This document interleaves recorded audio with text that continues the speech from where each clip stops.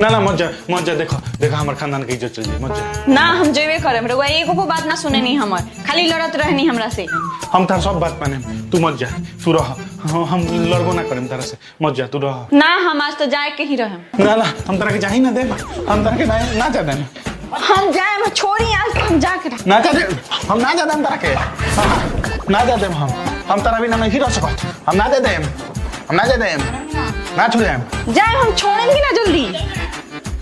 अरे ये टेक्निक लड़ाई होता है बुझाता नैहर जाती है का धुन एकनी के तो झगड़ा में हमरा घाटा हो जाई सब काम हमरे करे के पड़ जाई रोका कोनो तिक्रम भी तनी कनिया ई का होता कहाँ जाता रू हम जाता नहीं अपना नैहर अभी हना रहे। हई देखो हम यहाँ सोचत नहीं तरह झुमका किनेला सोनार फोन कइले रहला कि नया डिजाइन के झुमका आइल बा आके ले लीही तले तू नैहर जाता रू।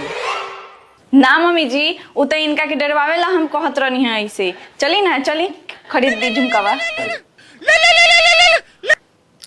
हेलो दुकान बंद कर देनी अच्छा ठीक बा